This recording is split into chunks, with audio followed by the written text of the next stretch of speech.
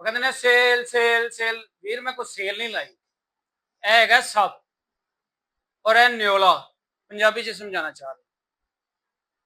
ਸੱਪ ਔਰ ਨਿਓਲੇ ਦੀ ਲੜਾਈ ਕਦੀ ਵੇਖੀ ਹੈ? ਔਰ ਜਿਹੜੇ ਦੋਸਤ ਕਹਿੰਦੇ ਨੇ ਨਾ ਸਾਡਾ ਸੱਪ ਸਿਰ ਨਹੀਂ ਚੁੱਕਦਾ, ਮੇਰੇ ਨੰਬਰ ਤੇ ਕਾਲ ਕਰੋ 0322459418। ਇਹ ਤਿਲਾ ਦਿਆਂਗਾ। ਜਿਹੜੇ ਲੋਕ ਕਹਿੰਦੇ ਨਾ ਤਿਲਾ ਕੰਮ ਨਹੀਂ ਕਰਦਾ, ਮੈਂ ਕਹਿੰਦਾ ਜੇ ਤਿਲਾ ਕੰਮ ਨਾ ਕਰੇ ਨਾ ਤੇ ਇਸ ਨੰਬਰ ਤੇ ਕਾਲ ਕਰਕੇ ਕਹਿਣਾ ਕਿ ਕੀਨ ਸਾਹਿਬ ਤੁਸੀਂ ਗਲਤ ਬਿਆਨੀ ਕੀਤੀ। ਇਹ ਦੋਨੋਂ ਚੀਜ਼ਾਂ ਦਾ ਚਰਬੀ ਕੱਢੀ, ਕਿ ਸੱਪ ਦੀ ਵੀ ਚਰਬੀ, ਨਿਓਲੇ ਦੀ ਵੀ ਚਰਬੀ, ਇਹਨਾਂ ਦੀ ਚਰਬੀ ਕੱਢ ਕੇ ਇਹਨਾਂ ਦਾ ਰੋਗਨ ਕੱਢਿਆ,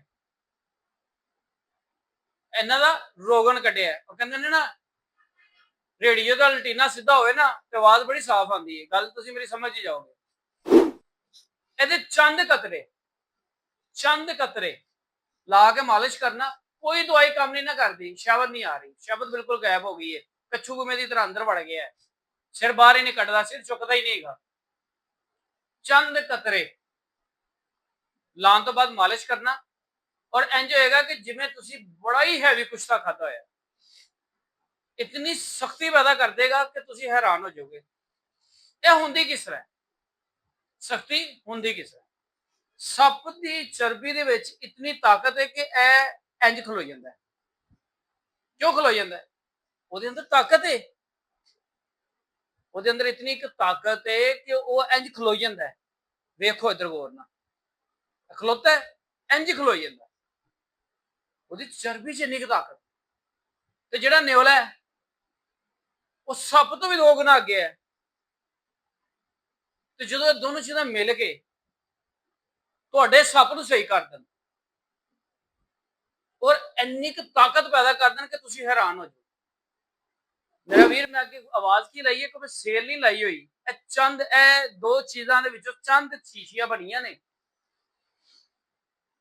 ਜਿਸ ਤਰ੍ਹਾਂ ਦੀ ਚੀਜ਼ ਨਿਕਲੇਗੀ ਉਸ ਤਰ੍ਹਾਂ ਦੀ, ਇੱਕ ਕਤਰਾ ਮਿਲਾਵਟ ਦਾ ਨਹੀਂ। ਬੇਸ਼ੱਕ ਜਾ ਕੇ ਦੀ ਲੈਬੋਰਟਰੀ ਕਰਾ ਲਓ। ਮੇਰਾ ਨੰਬਰ ਹੈ 0322459418।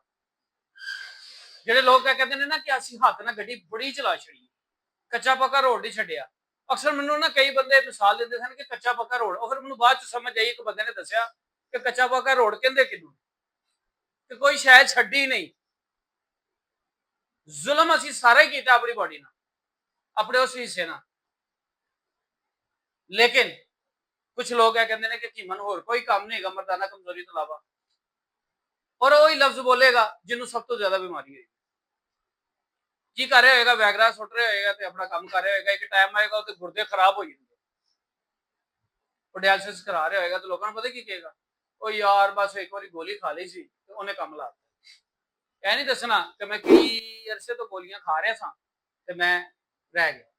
ਇਹਦਾ ਕੋਈ ਨੁਕਸਾਨ ਹੋਵੇ, ਕੋਈ ਦਾਣਾ ਬਣੇ, ਕੋਈ ਛਿੱਲਾ ਬਣੇ, ਕੋਈ ਕਿਸੇ ਕਿਸਮ ਦਾ, ਮੈਂ ਜ਼ਿੰਮੇਦਾਰ ਹਾਂ। ਉਹ ਮੇਰਾ ਵੀਰ ਪਿਓਰ ਰੋਗਨ ਨੇ, ਇਹਨਾਂ ਦੋਵਾਂ ਚੀਜ਼ਾਂ ਦਾ ਪਿਓਰ ਰੋਗਨ ਕੱਢਿਆ ਔਰ ਇਹਦਾ ਕੋਈ ਨੁਕਸਾਨ ਨਹੀਂ ਹੈਗਾ। ਸਿਰਫ ਲਾਣਾ ਹੈ ਤੇ ਸਟੈਂਡ ਕਰਨਾ ਹੈ ਤੇ ਗੱਡੀ ਮੋਟਰਵੇ ਤੇ ਚਾੜ ਦੇਣੀ।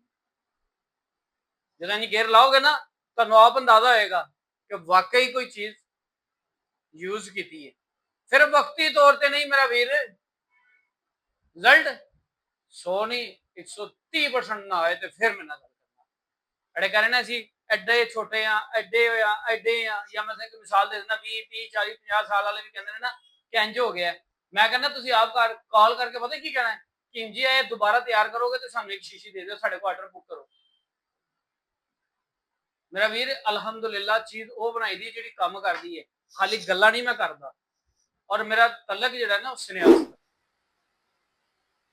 ਆਪਣੇ ਨਾਮ ਨਾਲ ਸੰਨਿਆਸੀ ਦਾ ਹਾਲ ਨੇ ਨਾ। ਮੈਂ ਕਹਿੰਦਾ ਮੇਰੇ ਨਾਲ ਆ ਕੇ ਬਹਿ ਕੇ ਮੇਰੇ ਨਾਲ ਕੰਮ ਕਰੋ। ਤੁਹਾਨੂੰ ਮੈਂ ਦੱਸਾਂ, 4 ਤੁਸੀਂ ਕੁਸ਼ਤੀਆਂ ਦੇ ਨਾਂ ਰੱਟ ਕੇ ਕਹਿ ਦਿੰਦੇ ਹੋ ਕਿ ਅਸੀਂ ਸੰਨਿਆਸੀ ਹਾਂ।